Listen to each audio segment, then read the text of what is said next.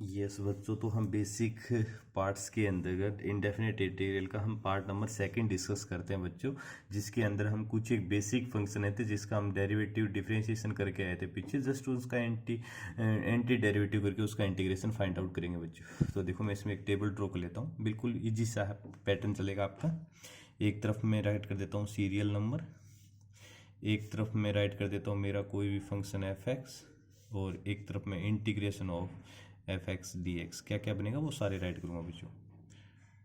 पहला, आपको पता है बच्चों, जीरो का जो हमारा इंटीग्रेशन होता है वो कांस्टेंट होता है, क्योंकि कांस्टेंट का डिफरेंशिएशन आपको पता है जीरो होता है। तो जीरो को वापस इंटीग्रेशन करोगे तो क्या बचेगा, कांस्टेंट आ जाएगा, जिसको मैंने सी से लिखा है।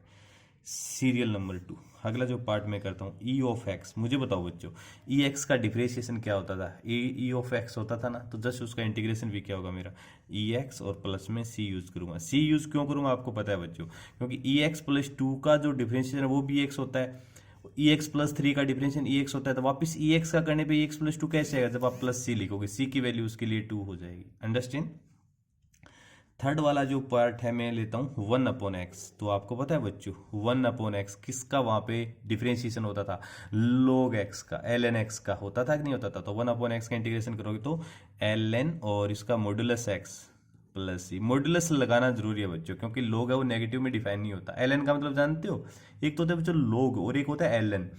एलन का मतलब अगर मैंने लिखा है, इसका मतलब डेफिनेटली इसका जो बेस है वो ई होता है। एलन का मतलब इसका बेस क्या है बच्चों, ई है, 10 नहीं होता। अंडरस्टैंड। बस ये Elon mode x plus c 1/x का इंटीग्रेशन होता है।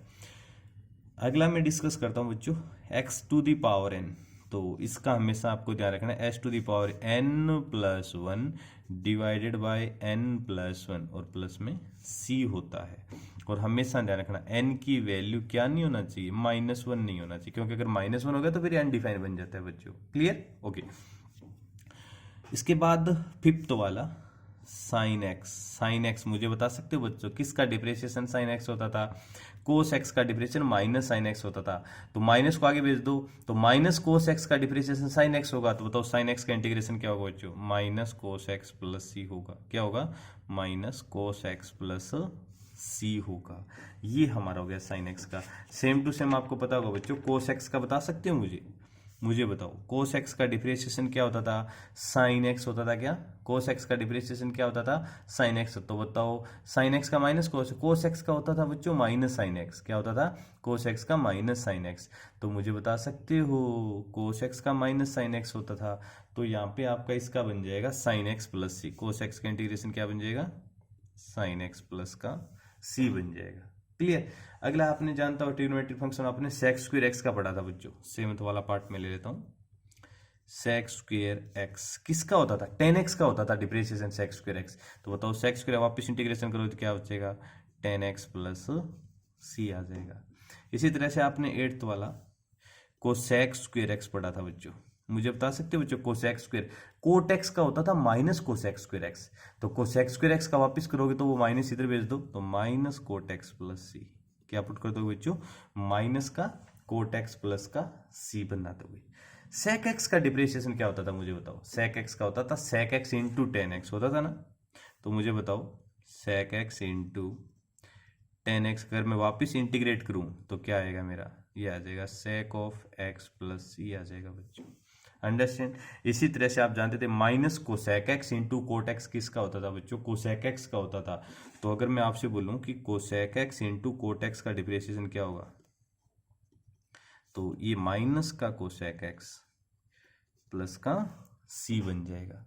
क्लियर हो रहा है ना बच्चों, जस्ट उसका रिवर्स करते जाना है। जो आपने डिफरेंशिएशन किया था ना, डिफरेंशिएशन सबसे इजी चैप्टर होता है बच्चों, जस्ट उसका रिवर्स करके हमारा क्या बन जाएगा, इंटीग्रेशन बन जाएगा। इसी तरह से आपने पढ़ा था 11th वाला पार्ट करता हूँ, a to the power x. इसका होता था वहां पे a to the power x l n a होता था। तो सिर्फ मुझे a to the power x का चाहिए, तो एल एन ए का डिवाइड कर दोगे तो बताओ क्या बनेगा, a to the power x, a to the power x upon l n a plus में सी होता है। जस्ट उसका रिवर्स करते जाना है बच्चों। अगला 12th वाला देखो, मैं पोर्शन ले लेता हूँ, 1/√1 माइनस एक्स स्क्वायर। मुझे बता सकते हो बच्चों साइन इनवर्स एक्स का डिफरेंशिएशन ये होता था। तो इसका वापस इंटीग्रेशन करोगे तो sine inverse x plus c, या फिर इसका एक और होता है, इसका बच्चों एक तो ये बनता है, एक और होता है कोस इनवर्स में, तो यहाँ माइनस आता था तो माइनस को इधर भेज दो तो बन जाएगा माइनस का cos inverse x plus c बन जाएगा। ये हमारा किसका बच गया बच्चों, 1/√1 माइनस एक्स स्क्वायर का। या तो साइन इनवर्स में लिखोगे तो साइन इनवर्स एक्स प्लस सी, अगर इसी को अगर कोस में लिखोगे तो माइनस का कोस इनवर्स एक्स प्लस सी आ जाएगा। Clear, okay. इसके बाद मैं ये पे डिस्कस कर लेता हूँ नेक्स्ट 13th वाला पार्ट ले लेता हूँ।